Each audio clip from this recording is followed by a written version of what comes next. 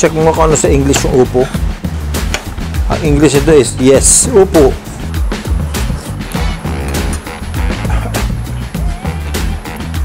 Mainit. But ang sarap. Ang ganda ng combination, ano? Nung giniling na pork and ano, yung shrimps.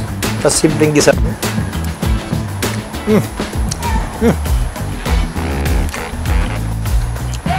Really good. Gawin natin today, punta tayo dun sa isang area namin. Kasi sabi ni Rafael, yung tinanim doon niya na upo, eh, ready for harvest na. So, liga, Franz. Ito, at saka, yan, dalawa. Okay, let's go. Sige. Ito, harvest tayo. Let's go.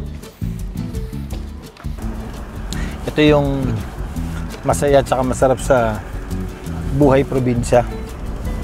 Yung there's enough area, may land na para makatanim ka ng fruits, ng vegetables, no? Makahuli ka ng sariwang isda. So this is what we enjoy. So ngayon, gawin natin yung upo. Masarap lutuin niya, ginisa lang, simple lang. Either ginisa mo siya sa ground pork or may choice ka na pwedeng shrimps, pasayan. Or kung gusto mo, pwede mong isabay shrimps at saka ground pork, masarap din yun. Maganda sa upo. Katulad yan, very fresh. May natural juices siya. So, sarsa again, sa kanin. Agay! Sarap! Biglang umulan. Oh. That's the thing here in Ormoc. Almost every day, umuulan. Kasi yung Lake Danau namin sa protected area, siya, sa natural rainforest. Tapos andun yung EDC, it emits steam sa power plant. So steam ang ini-emit nun. So everyday mataas yung precipitation namin, no? Dahil dun. But it's good for the plants, no? Nawawater niya naturally yung mga plantations dito sa Ormoc City. So dito tayo. Dito banda yung tinanim ni Rafael ng mga upo. Kaya lang umuulan. So, hintay tayo dito.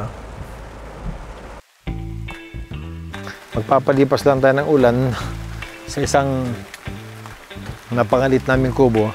Standby area namin to dito. Siguro itong mga ulan to, mga 20 minutes. Harvest na tayo. Tumakas. Sige na nga, 30 minutes. Siguro mga 2 months. Ready na for harvest din itong mga saging natin dito. Yun, no? 2 months, ready na yan. Paing! Sa inyo natin. Upo. Ito man. Ito, oh. Okay, salika. Salika. Ito, oh. Yun, oh. Upo, oh. Ganito ba talaga kaisilan tong upo na to, Rafael? Bakit? Bakit maiksi yung upo natin dito? Variety, sir. Ha? May iba ng variety. Hindi mo lagyan ng fertilizer, no? Organic lang talaga. Ito pa isa. Yan. Oh. So, ang ginagamit talaga ni Rafael dito na fertilizer, lang yung carbonized rice hull, tapos yung chicken manure. Ano pa yung nahalo mo? Biochar. Biochar, yun. Tsaka biochar, yun. Tama, ganun lang talaga yung height niya lahat, oh. Oh, isa lang yung height niya. Yun. Ito. Yun. Pwede ito, no? Okay. Yun. Yung variety siya, no? Meron pa ba? Ito, medyo mahaba-haba ang konti, oh. Okay. So here, we're trying to grow pomegranate. Ito mga bago lang to na, tubo na pomegranate. Ano ba yung pomegranate sa Tagalog, Granada. Granada, no? Yung Granada. Kasi pomegranate is proven na talagang nakakatanggal siya ng plaque dun sa arteries natin. So kung up for angioplasty ka, sometimes baka gusto mo na mag pomegranate treatment, mga a month or two, inumin mo lang yun para medyo ma-drain out yung arteries mo. Ito, tomatoes, oh. Ganda, oh. Anong kayang tomatoes to? Roma. Ito ba yung Roma? Roma yan, oh. So, yung medium size, sarap din sa, panggisa. Also make, dati, I remember before, I featured also sa Goma at Home. We harvested yung mga tomatoes natin. Tingin, harvest natin. Ganda. Ganito lang talaga yung pinakamalaki niya, oh. Gigisa natin. Paano kung nagluluto nito? Gisa lang? Ayos. Sige, tara. Pag uwi mo mamaya, may kakainin tayo dun. Ganda na suot ko ngayon, oh. Kulay upo, oh. Isang kulay. Anong kulay ng t-shirt mo? Upo. Ha? Upo green. So, uwi tayo. Hindi na magluto tayo ng upo. Kainin natin. At di may ulam tayo. Ayot. Saya. Daming harvest, oh. Talaga eksakto to. Kasi itong upo na to, lulutuin natin siya. Simpleng gisa lang. So, sa ground pork, tapos konting shrimps. We want that para may flavor and color. Okay? So, simulan natin sa ating upo. Should be good. Put this here. So, upo, since makapal yung balat niya, kutsilyo gamitin natin. Bagaaw! Yung variety ito na upo, no? So, makapal siya makapal siya na balat ng upo, oh. Kapal, oh. Okay. Makapal yung yung variety nito, yung makapal yung balat, oh. Tegas, oh. Okay. Dulo, tanggal natin. Nice. Okay. Pwede natin i-compost yan. Dalawang gagawin natin.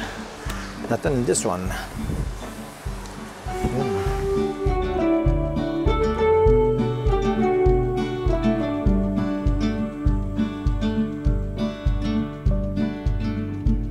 Check mo kung ano sa English yung upo.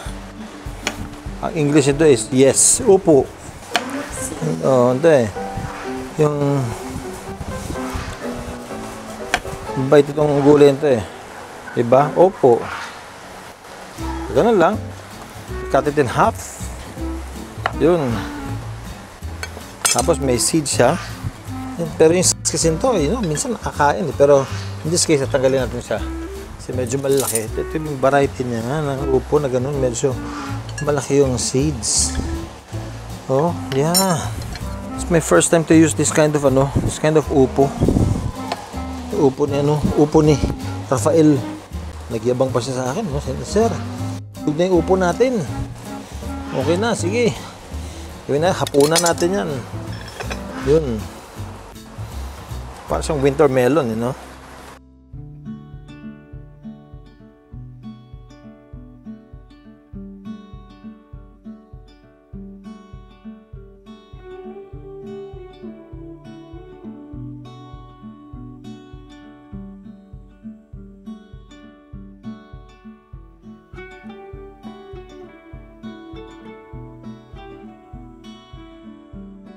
Okay, good.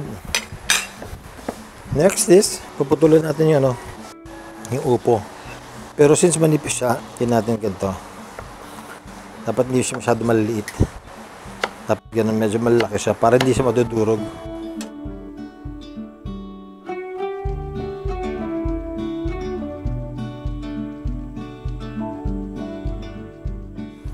Okay, good. So, yung upo natin. Next is yung lamas. Okay. So, while we're doing our lamas, yung gisa natin, iniinit natin skillet natin. Good. Kain ko lang yung tomatoes. Remember, all of this have been pre-washed already. Okay. We'll do our onions.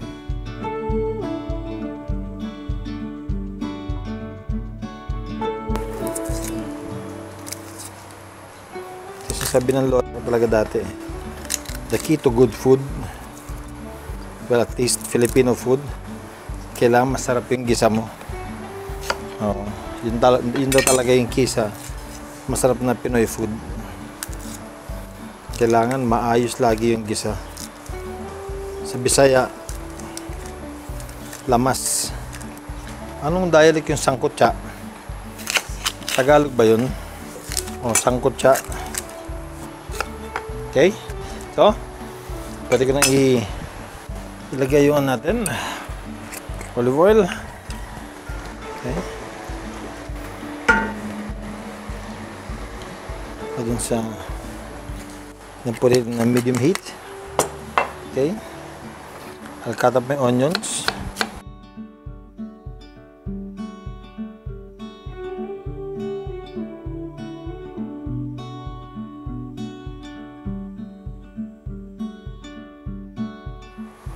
There you go. I'm done. Ready as onions. Buksan natin yung onions. Good. I don't want to do the... Tayo mga Pinoy kasi, nasanay tayo nang inuuna natin lagi yung garlic. So, nangyayari, nagiging brown kagad yung garlic, pumapait. Kasi madali maluto yun sa lahat eh. So, what you want to do is, cook first your onions. Pag translucent na yung onions mo, lagay mo na yung kamatis. And then, pag lagay mo na kamatis, ilagay mo na yung garlic. Kasi hindi masarap pag ano eh, pag mapait yung garlic, lahat pumapait eh. So our onion is translucent already. Pwede natin ibagsak yung kamatis. Nice. Yun. And then lutuin natin mabuti yung kamatis. Give it a few minutes. What you can do is close this para mas mabilis siya maluto. Good. Ganda.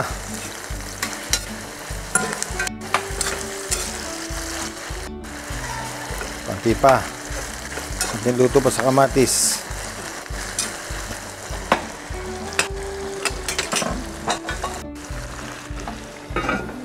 Okay, let's check on our tomato.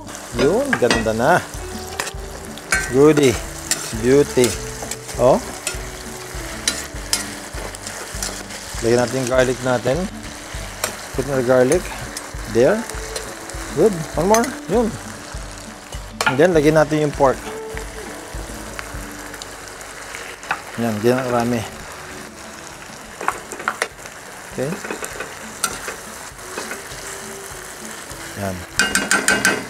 Diyan muna siya hanggang sa maluto siya na mabuti. Okay. Close it. Good. Nice. Nice.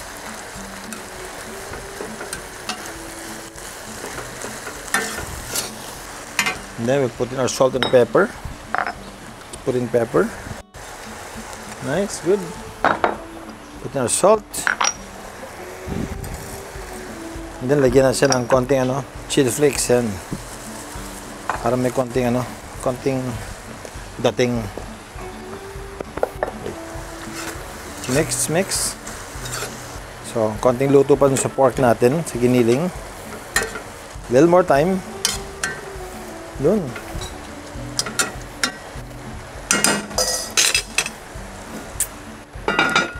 So, yung pork natin, luto na. Try this. Kung tama na ba yung salt niya.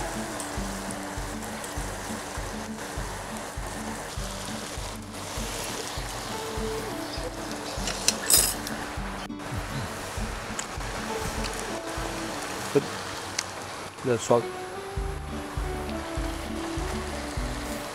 Okay. Nice. Nagmamantika na siya ulit. Lumalabas yung mantika coming from the pork. Yan. Kasi what you want to happen is, gusto mo na lutong-luto yung, yung pork bago mo ilagay yung final ingredients na yung shrimps at saka yung upo. No? So we'll put in the shrimps. This will give us a beautiful orange color. Yun. Tapos, pwede natin isabay yung upo natin dito. Yan, no? Konting luto lang siya, babagsak na yung upo natin. Sarap na flavor nito. Let's put in a little water.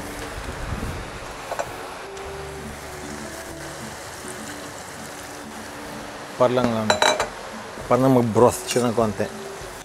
Para pagpasok ng upo, may konting, para sa steam effect din sa veggies. Nice. Yan. Okay? So, it's beautiful already. Lagyan natin yung upo. Nice. Okay. Goodie. So, I'm not going to mix it first. I'll let the heat and the steam cook the upo for a while. I'll leave it there for about, siguro mga 6 to 7 minutes. And then let the steam cook the upo before ko siya ihalo. Okay, so I'll clean my table. Tabi natin lahat dito. Kasi pagkatapos ito, we can serve it already. Let's check on our upo. Nice. Hindi ko alam bakit ang hilig ko ang hilig ko magputol na. Gusto ko yung sinaserve yung pagkain na medyo chunky. Medyo malaki yung portions niya. I really, even kahit yung sa sabon. Gusto ko lagi sabon hawakan yung malaki. Oh. I like it that way. Yun, no? Pag naluto na itong, dilit naman to. Ayan, nice. Bango. One more mix. And we're good to go. Wow, ganda na. Ganda. Inikot ko lang para nasa ibabaw. Pumunta sa ilalim. Nasa ilalim, mapunta naman sa ibabaw. Para pantay yung luto ng veggies natin. But we're almost done. So, kita mo yung upo medyo translucent na siya. No? Once it's like that, it's almost ready. And lumalabas yung juice ng upo.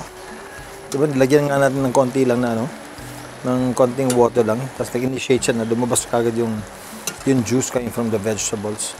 Okay. I've got my plate. And in 2 minutes, let's serve it. Let's do this. Beauty. Ganda. Nice. Right.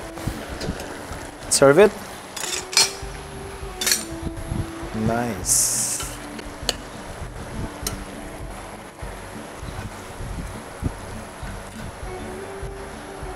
Okay na?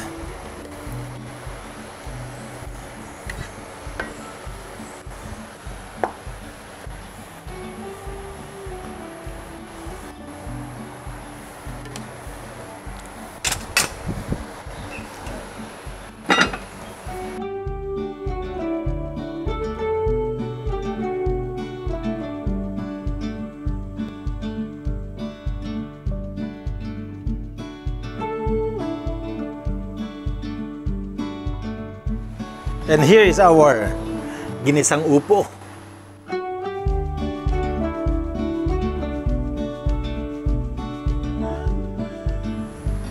Dito na ako kuha.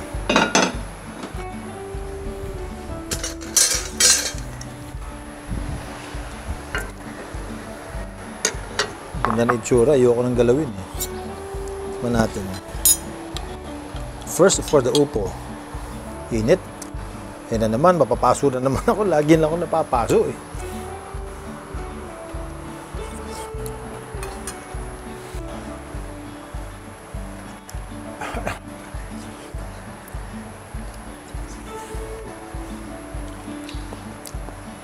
mainit. But ang sarap. Sarap ng bagong harvest na upo. Ang tamis, oh. Saka ano, very juicy. Oh. Ang ganda ng combination na, ano, ng giniling na pork and ano, yung shrimps. Tapos simpleng gisa.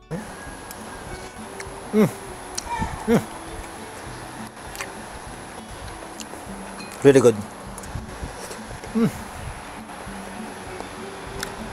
Sarap. Tapos alam nyo, if in case lang, hindi meron kayong upo, pero wala kayong giniling, o wala kayong pasayan, wala kayong shrimps, you know what you can use? Gamit kayo ng sardines.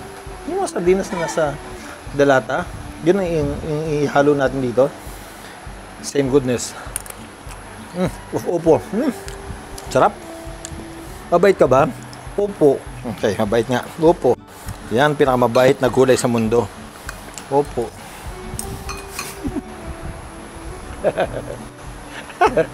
Okay, one more. Tapos ano yun?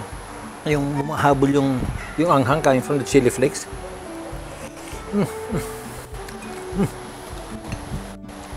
Very good.